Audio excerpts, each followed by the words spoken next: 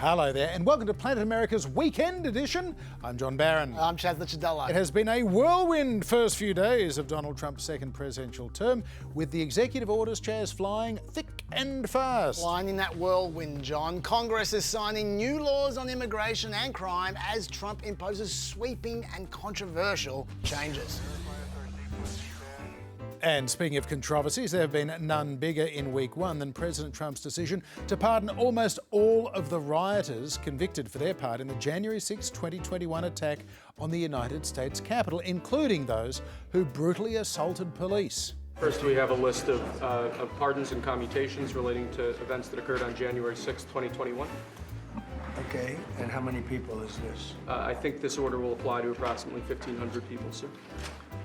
So this is January 6th. These are the hostages. Approximately 1,500 for a pardon. Yes. Full pardon. And here are some of the Trump supporters who have Hostages. They're not hostages. They were arrested, they were tried, they were convicted, they were sent to jail. That's not a hostage. Here are some of the Trump supporters who have been set free, had their sentences commuted or indeed fully pardoned. Devlin Thompson, he hit a police officer with a metal baton. Robert Palmer, a Florida man who attacked police with a fire extinguisher, beat them with it, plus a wooden plank and a pole. In fact, 60% of the convictions that have just been pardoned are felony cases involving violence against police. Trump also freed Stuart Rhodes. He's the founder of the far-right Oath Keepers group, who had been serving an 18-year sentence after he was found guilty of plotting to use force to prevent Congress from certifying Trump's 2020 defeat to Joe Biden. Several other senior members of the Oath Keepers and the Proud Boys militia group who conspired to overturn the election were also sentenced to more than 10 years behind bars. They too now are free. Most Republicans are going along with Trump's pardons. One even invited Stuart Rhodes to Capitol Hill this week. They're basically just ignoring decades of Republican campaigns on the basis of law and order and being pro-police. But for some, like Alaska Senator Lisa Murkowski, Trump has gone too far. When you have blanket pardons for everyone, including those that engaged in violent acts of destruction and harm to people, and then you just blanket pardon all of them without consequence, I think that sends a horrible message to our law enforcement officers. A handful of other Republican senators like Tom Tillis and Susan Collins have also expressed their concerns, but most are silent or flat out supportive of Trump. It's hardly a surprise, but it is still pretty shocking, as is Trump's justification for freeing people who violently attacked police. Among those who pardoned DJ Rodriguez, he drove a stun gun into the neck of a DC police officer who was abducted by the mob that day. He later confessed on video to the FBI and pleaded guilty for his crimes. Why does he deserve a pardon? Well, I don't know. Was it a pardon? Because we're looking at commutes and we're looking at pardons. Okay, well, we'll take a look at everything. But I can say this. Murderers today are not even charged. You have murderers that aren't charged all over. You take a look at what's gone on in Philadelphia. Take a look at what's gone on in L.A., where people murder people and they don't get charged. These people have already served years in prison. And they've served them viciously. It's a disgusting prison. It's been horrible. It's inhumane. It's been a terrible, terrible thing. So vicious, disgusting, horrible, inhumane, other words he applies to the treatment of these convicted violent criminals, not to the criminal actions they perpetrated themselves. It's quite astonishing, Chaz. Yeah, that position he just put out there is completely incoherent. I mean, what did he just say? The lefties have let murderers get off scot-free, so it's okay that this guy who shot a cop with a stun gun should be let off as well? Huh? Also, by the way, no Trump supporters apparently were violent. No, it's just the outside agitators. Even people that were aggressive, and in many cases, I believe they happen to be outside agitators, but, what do I know, right? But I think they were outside agitators. There were outside agitators involved. Okay, we got it. Presumably, though, the person found guilty of assaulting the police officer with a deadly weapon, that stun gun from before, wasn't an outside agitator. And even if he was an outside agitator, why did Trump pardon him then? Why did Trump pardon Everyone, even the supposed outside agitators. Also, about those 2020 rioters that Trump reckons were all let go, more than 120 of those pleaded guilty or were convicted of crimes. And the people sentenced received an average of about 27 months jail time, including at least 10 of them who received at least 5 years in prison. So, ironically, thanks to Trump's pardons, the 2020 rioters are now actually being punished more harshly than the people who tried to violently overthrow an election. Also, just to be clear, this is not a popular move from Trump at all. According to an AP NORC poll this month, only 21% of people support pardoning most of those who participated in January 6 to the 60% who didn't support it. Note, it was most of the people who participated in January 6, which means not counting the violent ones. Trump pardoned all of them. So the actual numbers is probably less than 21% support. Believe it or not though, this saga might still not be over yet because Trump's fans online are agitating for even more concessions. They want some positive recognition for the hostages and heroes of January 6, John. Trump fanboy Joey Marino wrote this a few weeks ago. Not only should the J6s be pardoned in a mass blanket pardon, well, they got that, they should be given presidential medals of freedom for standing up when the country needed fighters the most. Yes, the violent ones too. What do you reckon, John? 1,500 presidential medals of freedom? Why not? We've pretty much seen everything else.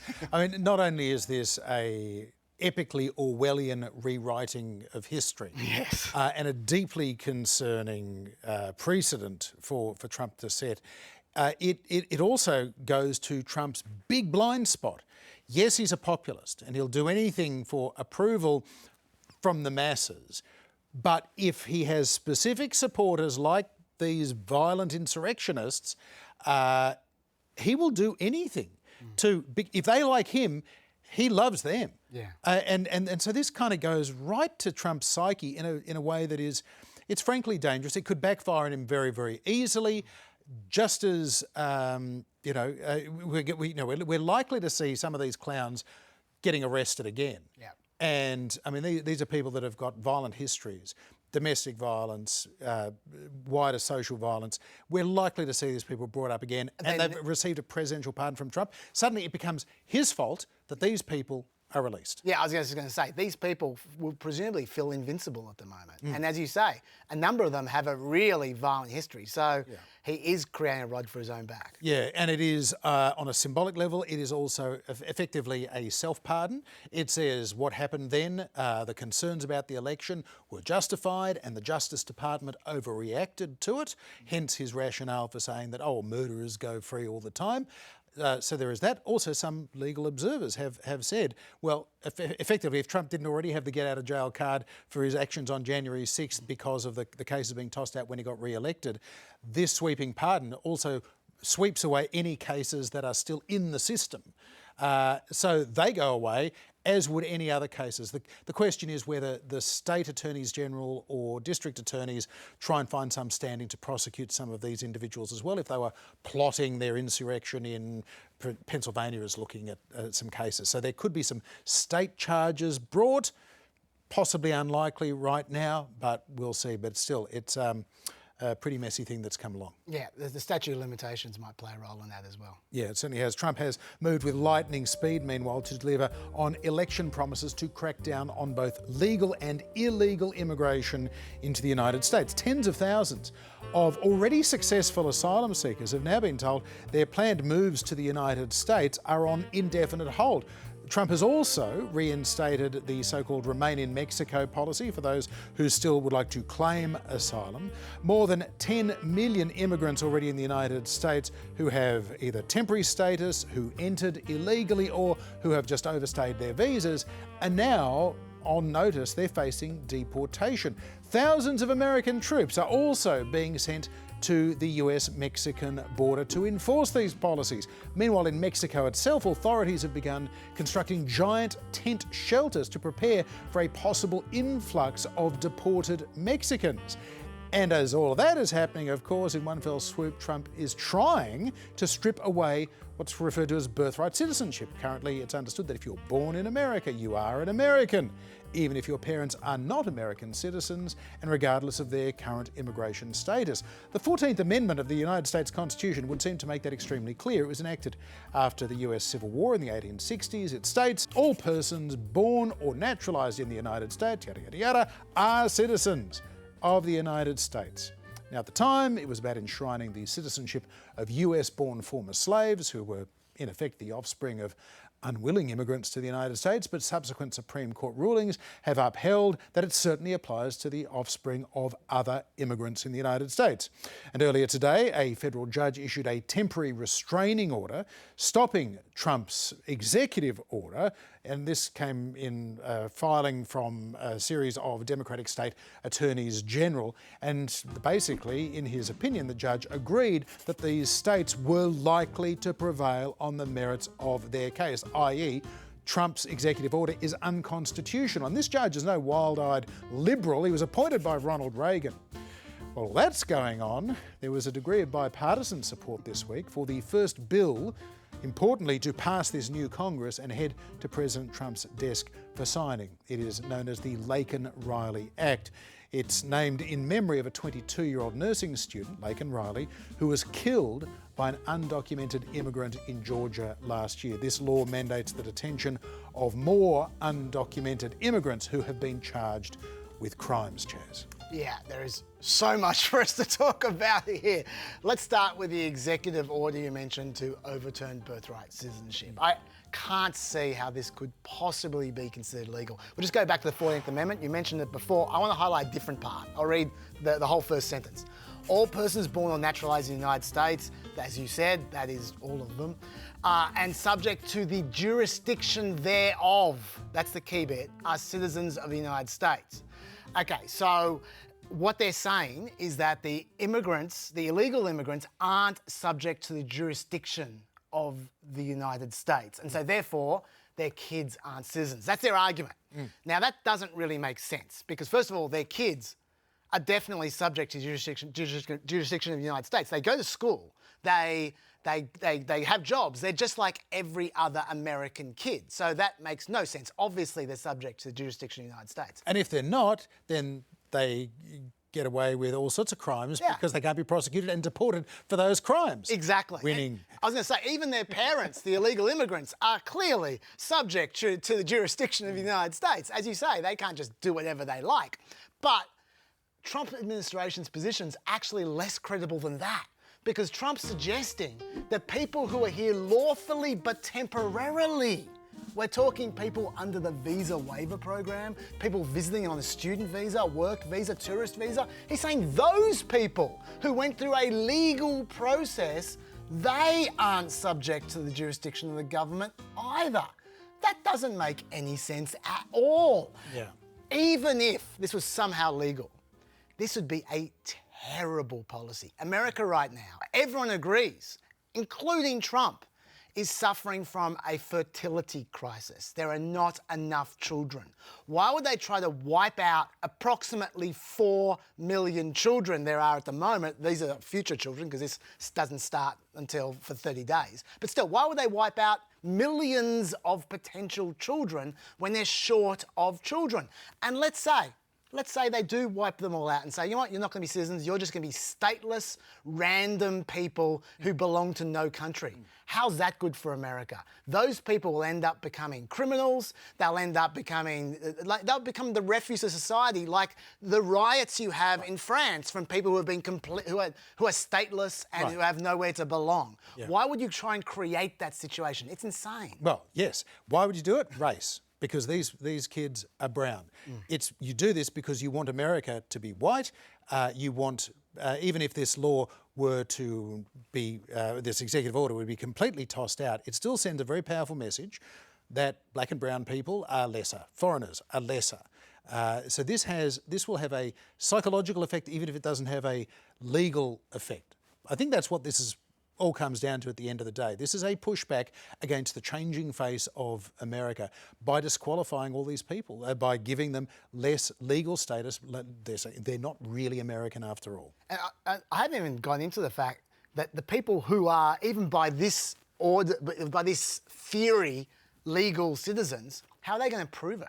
Right. How are you going to prove that your parents, are you going to have your parents' birth certificate? How are you going to prove it? This will implicate more people than they think. Yeah. It's a terrible idea. And the problem here as well is that this won't be the first time that Trump's lawyers have taken what seem like ridiculous, almost ambit legal claims, but they get it to a sympathetic Supreme Court. And as we saw with the presidential immunity case to the Supreme Court last year, everybody said, well, this is a crock, this is a complete joke, it's overreach. And yet they settled on something that was quite remarkable. We could see a case where this doesn't totally strip birthright citizenship, but maybe it erodes it in some way. Or maybe it just has that kind of chilling social effect, if not a legal effect. I've got faith in the Supreme Court. Don't make me look like an idiot, guys. Now to the Laken Rily Act. Theoretically, this should be popular. A recent Fox News poll found 59% of registered voters said they would favour not just detaining, but deporting illegal immigrants who have been charged with crimes. Okay, so people will support the principle of this bill, sure, right? I guess that's why 12 Democrats support it. But to be honest, you look at the details, I reckon this is a terrible piece of legislation. Let me tell you why. First of all, it affects children as well. Children being automatically detained and deported if they're caught, say, shoplifting. That's the other thing. It's not just murders and kidnappings, it's shoplifting. It's minor crimes as well. Also, it's not just if you've committed the crime. If you're charged with a crime, you're covered. If you're arrested for a crime, you're covered, even if the cops drop the charges, which means this is a recipe for blackmail. Right. If you're an illegal immigrant and I come to you and say, give me $1,000 or I'm going to accuse you of hitting me, even with no evidence whatsoever, they'll arrest you, they'll then drop the charges, but by then you're detained and deported and there's nothing you can do about it. So I think it's a really, really dodgy issue. Yeah, it's like the old East Germany snitching to the Stasi thing. You know, you dob in a neighbour and that can be enough to cause them all sorts of problems. Absolutely. It also, by the way, another issue is the cost. Arresting and detaining every undocumented migrant who's committed almost any crime, that's a lot of people in detention, John. ICE estimates that the bill will cost an extra $83 billion over the next 3 years to fund 118,000 additional detention beds, 40,000 more personnel, and 25% increase in deportation flights. So that's a huge issue as well. The strange thing about this bill is it completely contradicts yet another Trump executive order, because supposedly the Laken Rily Act's about prioritising deporting criminals, right? But another of Trump's executive orders specifically says that the police should prioritise prosecuting criminal offences related to unauthorised entry or continued unauthorised presence of aliens in the United States. In other words, don't worry about murderers and gang members. Treat all overstayers and illegal immigrants the same way. I find that to be a really weird order. That makes no sense. But at the end of the day, what all this does is it creates a whole lot of noise. You talked about the effect, the fear factor, right? The effect this will have on future illegal immigration is what Trump supporters are going to love. The last 24 hours, total apprehensions on the southwest border, 766. Compare that to the 10 to 12,000 Biden had at one time. The migrants are not messing with Trump right now, understandably, and all this is just the beginning.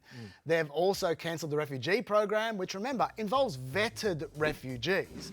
Nearly 1,660 Afghans cleared by the US government to resettle in America, including family members of active duty US military personnel, have had their flights cancelled because of that order. You mentioned asylum has been cancelled. That's against the law, but somehow they've done that. We haven't mentioned mobilising the military to head to the border. We haven't mentioned declaring illegal immigrants who are trying to get a job as invaders. There are so many legal, weird areas at the moment, John. It's just I don't know where this is going. Yeah, I mean, it's been described as shock and awe this week, over 100 executive orders in the first 24 hours. In many ways, this does feel like a return to Sir Donald Trump with a colander full of spaghetti, throwing it against a wall and just seeing what sticks. And yeah, the courts are going to intervene on a number of these things, but a lot of his supporters just remember the fact of, no, I saw him on stage at that rally signing this executive order to close the border. And they kind of move on, because at the end of the day, well, I mean, if people are told the problem has been solved by the people that have spent the last 4 years telling you this is a huge problem, our streets are full of criminal immigrants, now they're being told, oh, the problem's solved. Okay, they're not going to get told the truth by Newsmax or Fox News, and that's where they're getting their information from. So in a sense, that's all he has to do. Sending 10,000 troops to America's southern border, though, is something I think also deserves attention, because yes, Joe Biden sent a couple of thousand there. Trump has already sent another 1,500 or so. Fortunately, not the same 1,500 he just pardoned for January 6th. But there is going to be another 8,000 troops. Now, those sorts of levels suggest this is not just an assist and support mission, that this is an enforcement mission. So they're not just going there like sending the Army Corps of Engineers to put up some more barriers or to dig some trenches or to help put up some tents to build some camps and so on. But they are actually going to be in the business of, at the point of a gun, rounding people up. This could we could be seeing some quite extraordinary scenes of militarisation of this operation in the weeks ahead. It actually can get worse than that, John, because another thing I forgot to mention is the fact that they've declared the Mexican cartels as foreign terrorist organisations. Yeah. So is the military heading to the border to deal with them? Because if so, it gets really ugly. Yeah, absolutely. He's already calling it an invasion, declared a state of emergency on the border. So yeah, we could see something that looks a little bit like a war between the United States and Mexicans, if not Mexico. But for more, we're joined by Kathleen Bush-Joseph. She is an analyst at the non-partisan Migration Policy Institute. Kathleen, welcome to Planet America. Thank you so much for having me on, John. First to Trump's order to end birthright citizenship. It has been put on hold by this federal judge today. So is this whole order just going to be tossed out as unconstitutional? You know, the speed of this decision, I think, is really telling. The judge did not hesitate to temporarily block the order for now. And this reflects that the majority of legal scholars thought that any move to restrict birthright citizenship would have to come from a constitutional amendment, not from an executive order or even a law from Congress. Now, the birthright citizenship executive order does state that it only applies for people born after 30 days after it was signed. But if they can somehow convince the Supreme Court that this Constitution holds that people born in America are not necessarily citizens, then what's to stop them from stripping older children of illegal immigrants of their citizenship? What this executive order on birthright citizenship reflects is how willing the Trump administration is to really push the boundaries and put forward new legal theories. This means that they are, declaring an invasion and invoking a national emergency at the border. These are unprecedented moves, and how the courts handle them is not clear at this time. Kathleen, Trump's lawyers seem to be talking more about history than the Constitution in their filing. Does history hold much weight in these sorts of legal arguments? I think it is notable in this case that the Supreme Court has not directly ruled on this matter in more than a century. And what we've seen is the Trump administration is really trying to take advantage of that void and say that, based on its arguments, it should be allowed to restrict birthright citizenship. I'll note that Republicans in Congress have actually said that they're willing to back up the Trump administration on this. And since the 1990s, Republicans have introduced bills that would also restrict birthright citizenship. So if this move by executive order does not succeed, then there could actually be a parallel effort or a subsequent effort in Congress. Kathleen, I'm slightly confused. We keep hearing how immigration and customs are targeting illegal immigrants who have committed crimes. But the executive order clearly says that all illegal immigrants should be given equal priority for deportation, crimes or not. So what's happening? This is a great point. When the first Trump administration got rid of the enforcement priorities that were used under the Obama administration, it had a similar effect. The Trump administration ended up detaining and deporting people who had not been charged with crimes or convicted of them.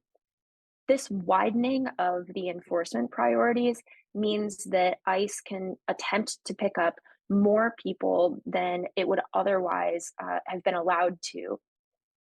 Widening the enforcement priorities could mean that the Trump administration is able to more quickly and end up removing more people than the Biden administration did. A critical move that the Trump administration made on this front was actually expanding the authority to remove people without even putting them in the immigration court process. There's an administrative procedure called expedited removal where someone can be ordered removed in just a matter of hours if they can't show that they have been here for more than 2 years, that they have legal status, or that they have a claim for protection, such as asylum.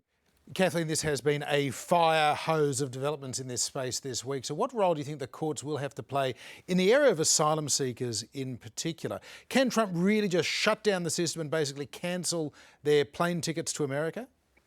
We've seen lawsuits on many fronts. So the cancellation of appointments for people to arrive at the border through the CBP One phone app, that is already being litigated.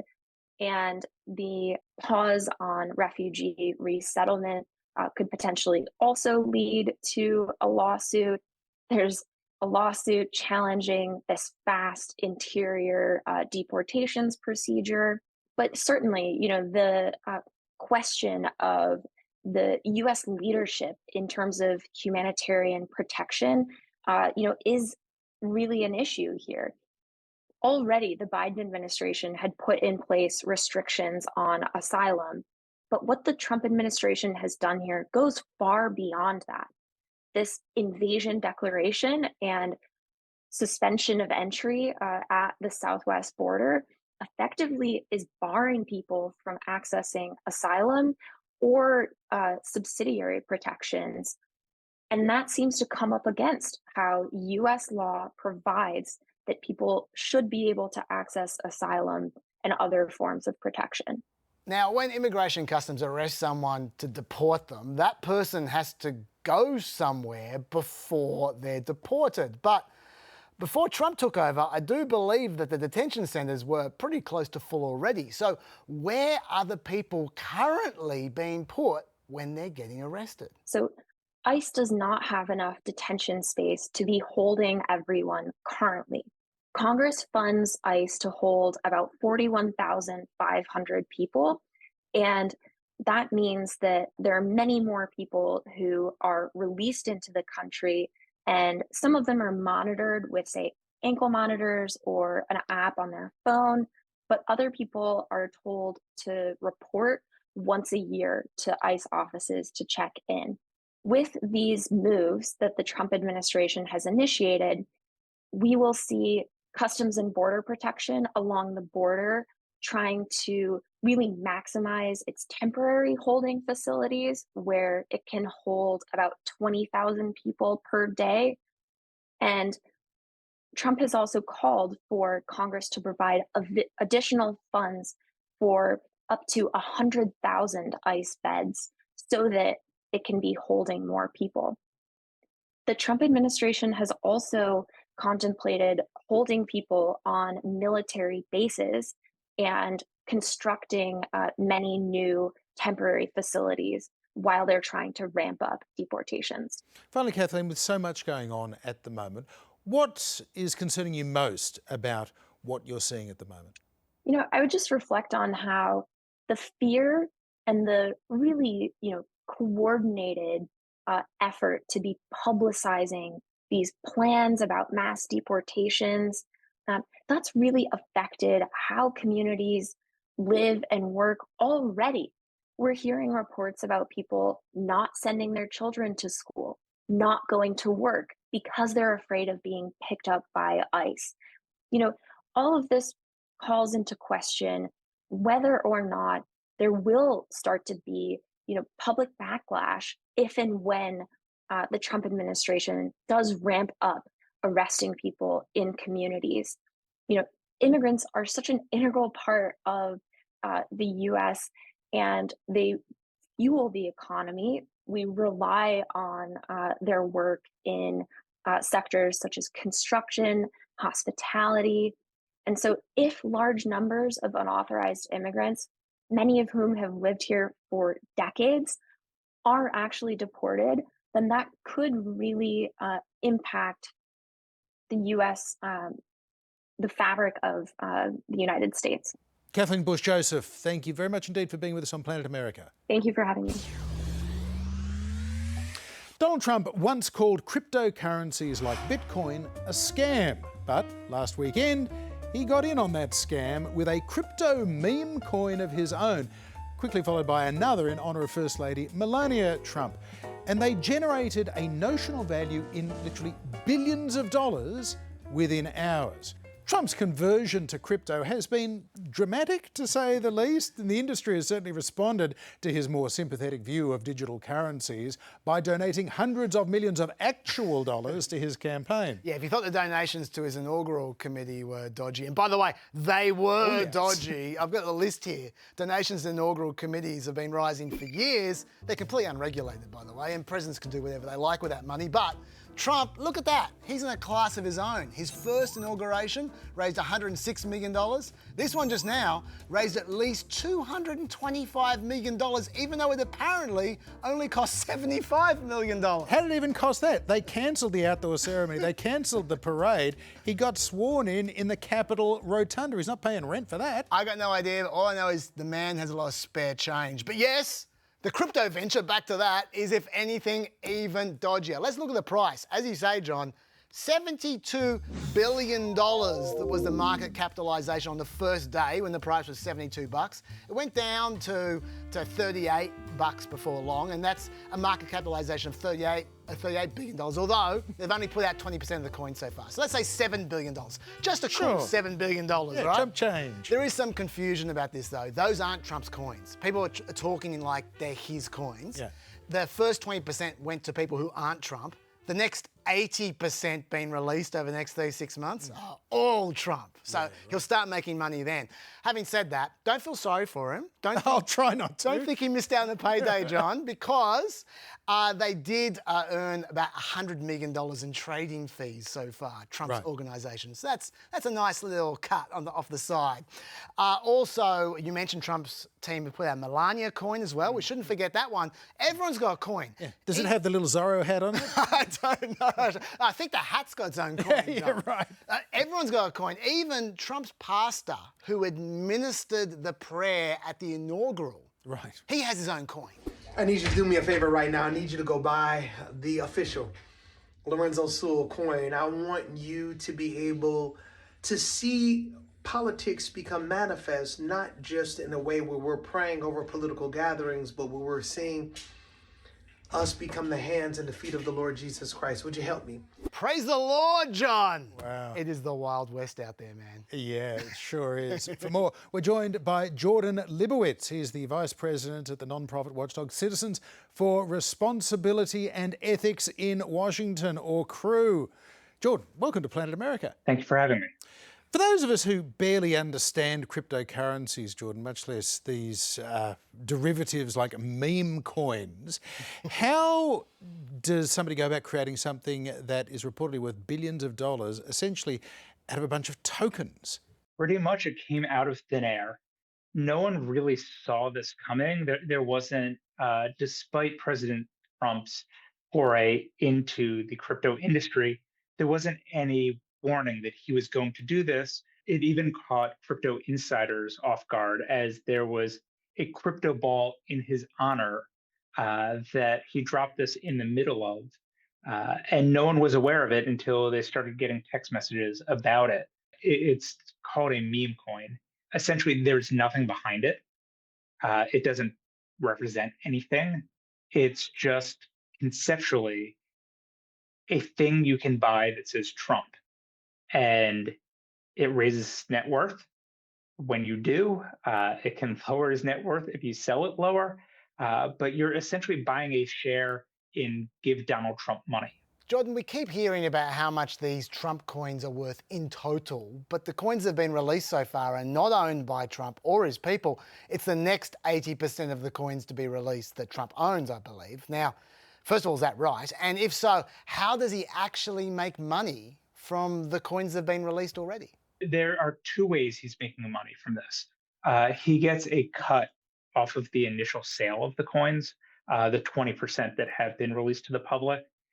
But also, as you noted, there's 80% that the two companies behind this still hold on to that they plan on releasing over the next 3 years. As the value of the coin goes up, the value at which they will be releasing them goes up.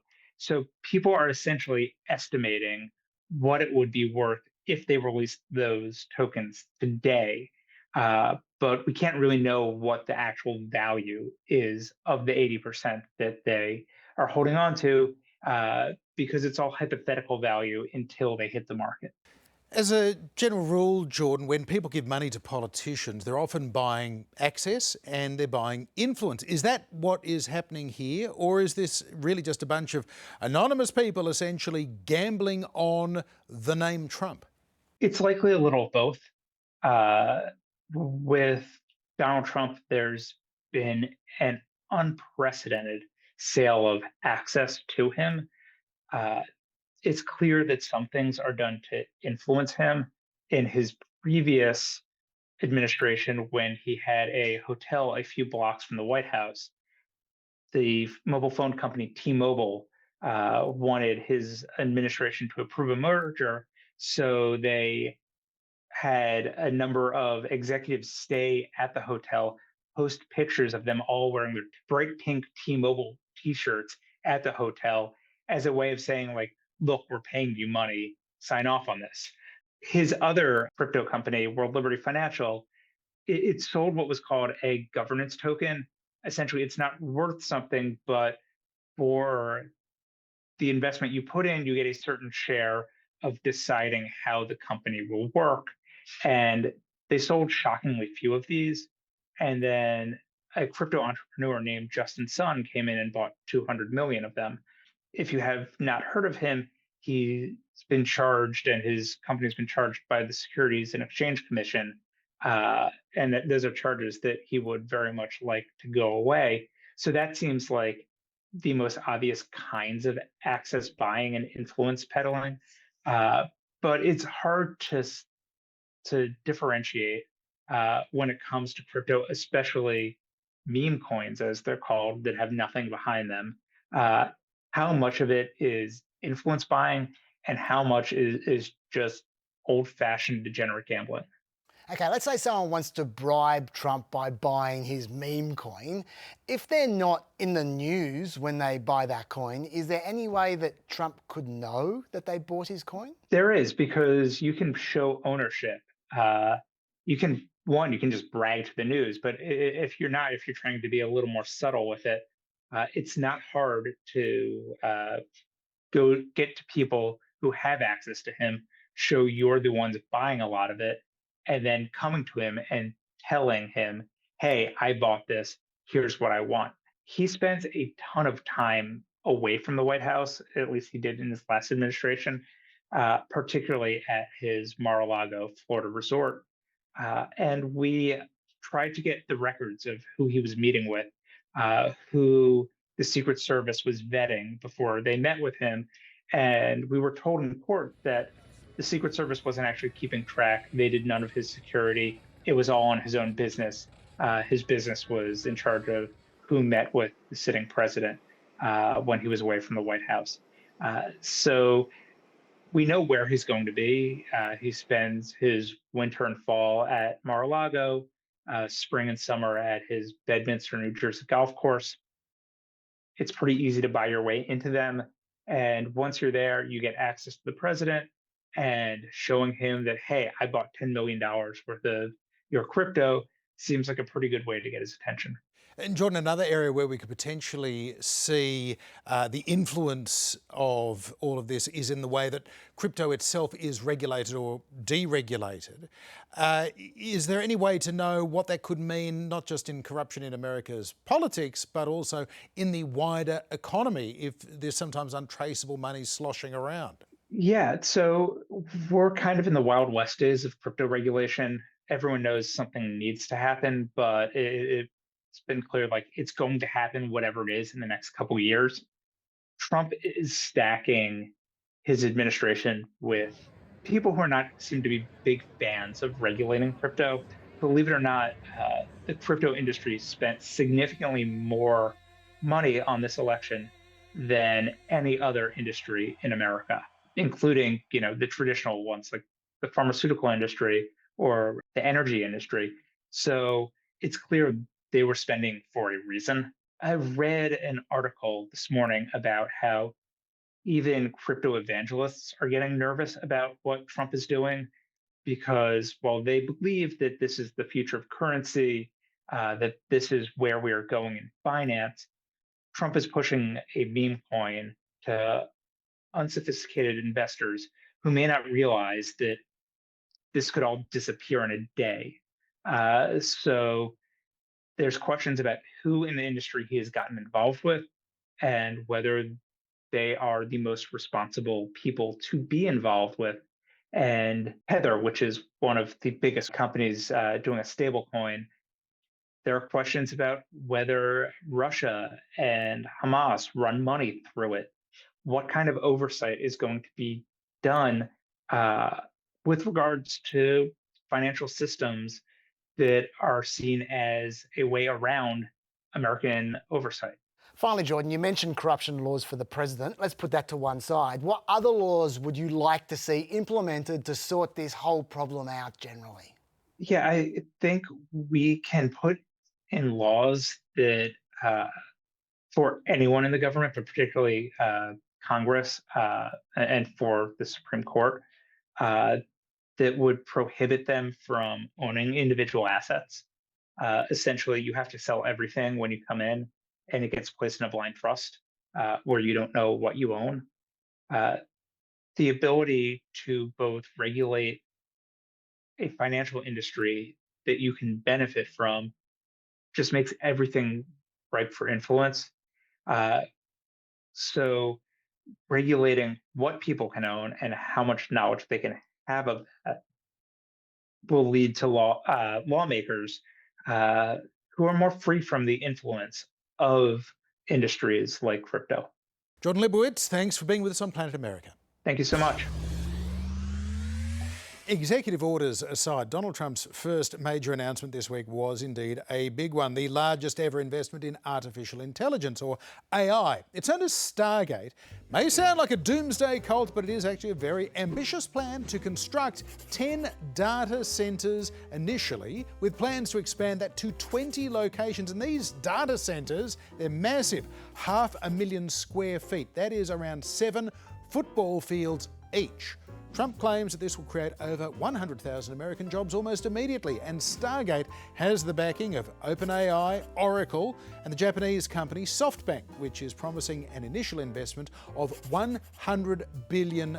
But there's a catch, at least according to Elon Musk, who took to his own social media site X this week to pour cold water or something on this whole plan.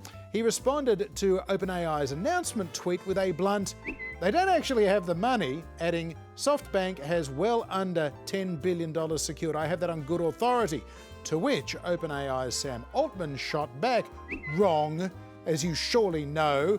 Want to come visit the first site already underway? This is great for the country. I realise what is great for the country isn't always what's optimal for your companies, but in your new role, I hope you'll mostly put America first." Elon Musk, of course, one of Trump's top advisors for now, with his own White House office.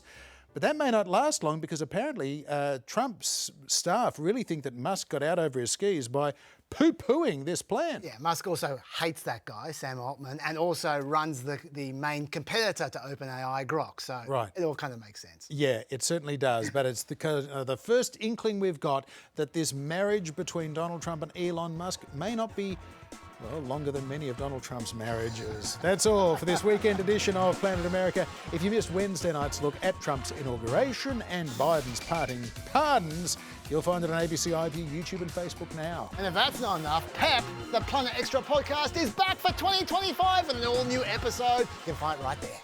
Bye-bye.